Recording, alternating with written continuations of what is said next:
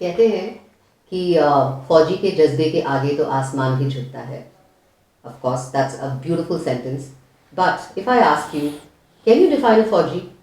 आपको लगता है कि objectives बने हैं एक फौजी को define करने के लिए? Absolutely not. And I also feel that जो फौजी होता है, he has a pitara of experiences and such good storytellers they are. You want to know and experience that? Be with me on today's episode of How's the Josh. I have the privilege of having Colonel Sushil Tanwar with me. Thank you so much, Colonel Tanwar, Thank you and good evening. for your time. So, tell me, everybody says, फौजी से पूछते हैं house the जोश और फौजी बोलता है high सा. तो ये जो हमेशा आपका जो जोश हाई रहता है, इसके लिए मोटिवेशन बहुत ज़रूरी होती है. तो मोटिवेशन कहाँ से मिलती है? मेरे ख्याल से फ़ौजी के लिए मोटिवेटेड रहना काफ़ी आसान होता है. सबसे पहले प्राइड, गर्व, आत्मसम्मान, तो इस तरह की वैल्यूज़ कूट कूट के भरी हुई होती हैं एंड दैट ड्राइव्स ए फ़ौजी. और दूसरा कारण है कि जो हमारा एनवायरनमेंट है, स्पिरिट है, जहाँ पर हम लोग एक दूसरे से इंस्पायर होते हैं, एक दूसरे के लिए काम करते हैं. सो उस स्पिरिट से हमेशा आपको लगता है कि and as a leader, as an officer also, कि आप ऐसा कुछ ना करें और आप ऐसा हमेशा you always put this step right and इसीलिए you always strive for excellence. और मेरे ख्याल से इन्हीं दो बातों से हम लोग मोटिवेटेड रहते हैं. और एक और बात ये भी है कि क्योंकि एक इज़्ज़त है फ़ौजी की, एक रुतबा है, चाहे वो विद इन आर्मी हो या बाहर सोसाइटी में हो. And no, you don't want to let anybody down, and that is why you always want to do things in a right way and stay motivated. And that's how you're always having that positive outlook and a smile. Yeah, certainly, certainly. Yeah. Okay, so Kanwar, tell me, आपने बहुत बार दुश्मन को face किया है at various places. So कैसा लगता है when you see your enemy at a very very close counter, how does it feel? So मेरे ख्याल से सबसे बड़ी बात यह है कि as a soldier, as a फ़ौजी, आप हमेशा अपना कर्तव्य निभा रहे होते हैं, हमेशा अपनी ड्यूटी कर रहे होते हैं. और in the line of duty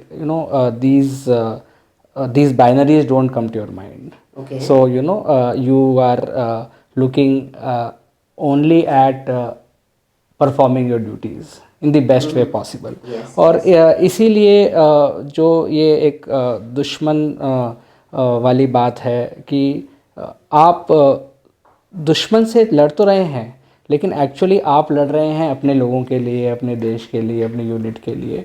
और इसीलिए आपको जो एक्सपीरियंस होता है that is in a way very pure, and that is why you don't always look at human beings. You always look at कि आपका काम क्या करना है, आपको क्या निभाना है, आपको किस तरीके से अपना कर्तव्य निभाना है. और इसी लाइन ऑफ ड्यूटी में आपके सामने जो कुछ भी आएगा आप उसको फेस करेंगे. And that's why it becomes relatively easy. I will not say it is very easy, but it becomes relatively easy. At times when you feel challenges बहुत हैं, आप वो हिम्मत कहाँ से लेके आते हैं to get back with full जोश?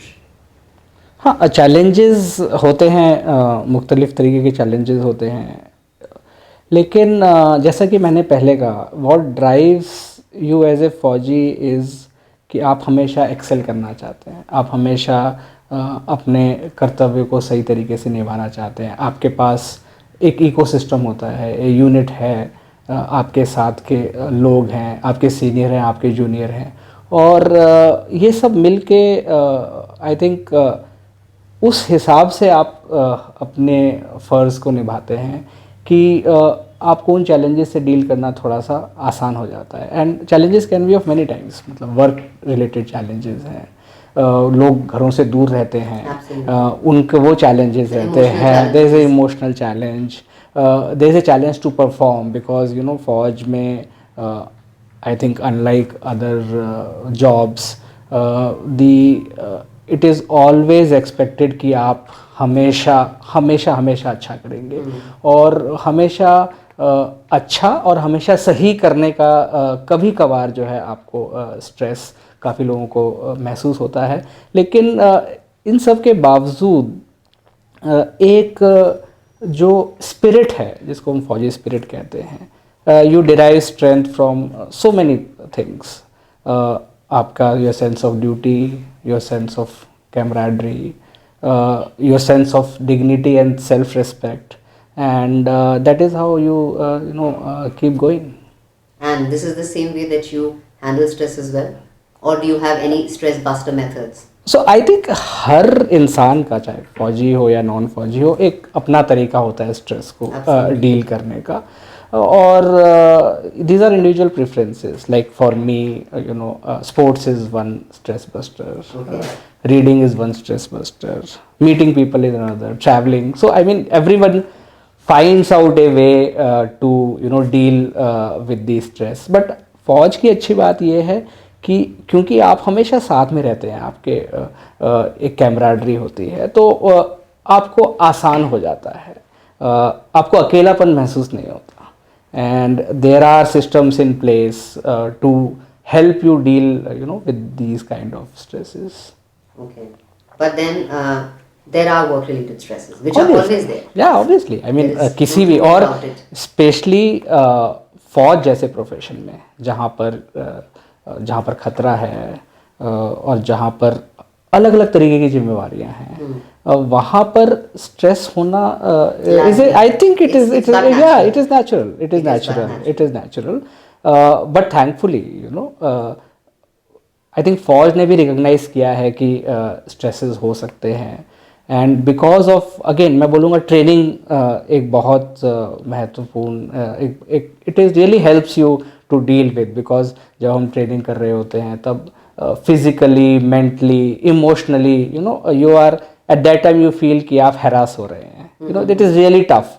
सो क्योंकि आप ऑलरेडी वो सब कुछ कर चुके होते हैं, तो इसीलिए जब ऐसा कोई स्ट्रेस फ्यूचर में आता है तो आपको लगता है कि नहीं, हम निकाल लेंगे.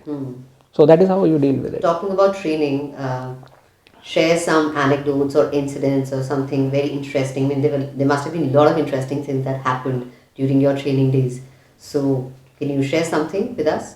ट्रेनिंग जो है एक्चुअली मेरे ख्याल से फौजी के जीवन का सबसे इंटरेस्टिंग पार्ट जो होता है वो ट्रेनिंग होता है, क्योंकि आप एक सिविल बैकग्राउंड से आए होते हैं और फिर आपको ऐसी ऐसी चीज़ें करनी पड़ती हैं जो आपके लिए नई होती हैं, चैलेंजिंग होती हैं.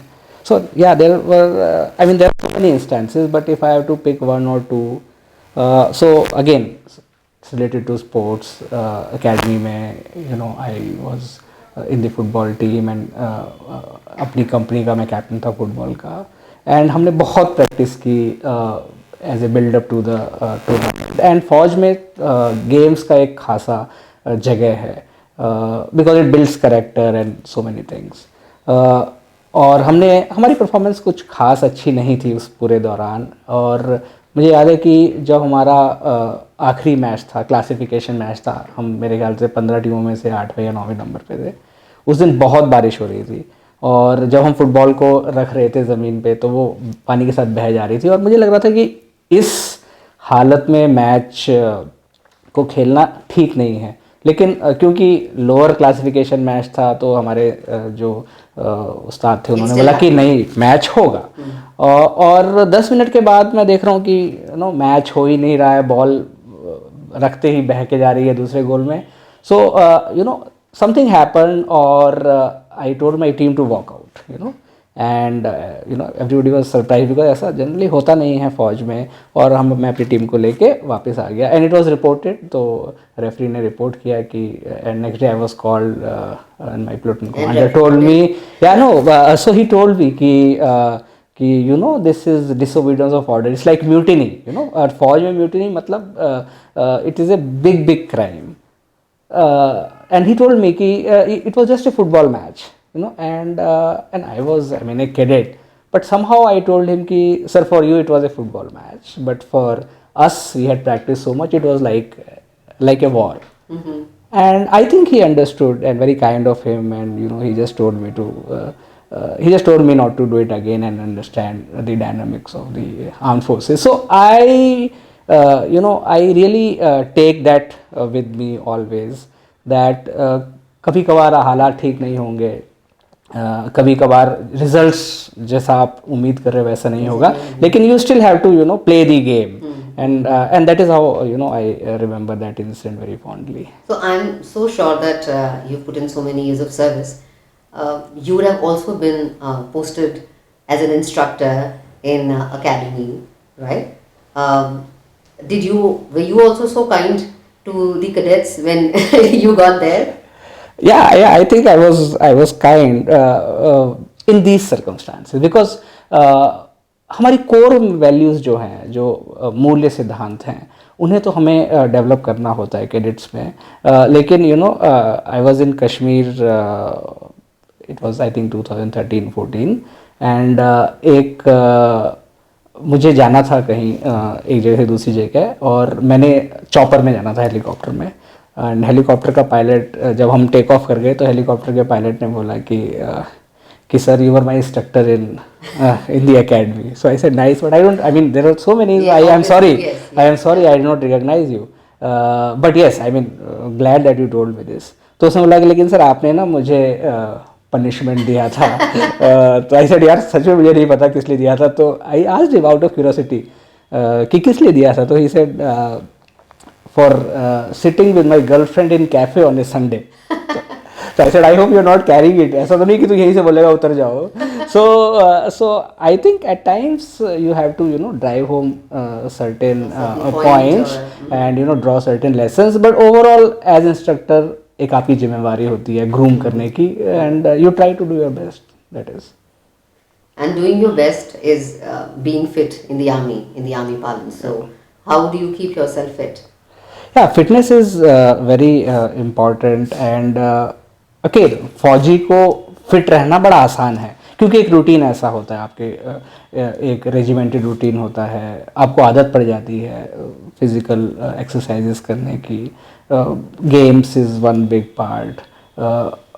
Dieting, although sometimes it becomes difficult with the kind of social life that we have, but as you grow older, तो आपको realize होता है कि आपकी शरीर, आपका body, you have to preserve it. You have to preserve it.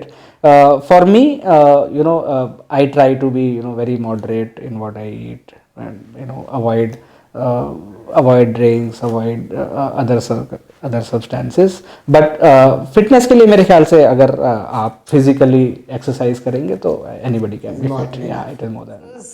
The episode with Colonel Tanwar, and I'm going to ask him a lot more questions, like आप कब शायर में तब्दील हुए, and his favorite poetry, and when is his first book going to get published. That'll happen in the next episode with him. Thank you so much for tuning in. This is me, Aarti, saying keep your Josh high on How's the Josh. Thank you so much.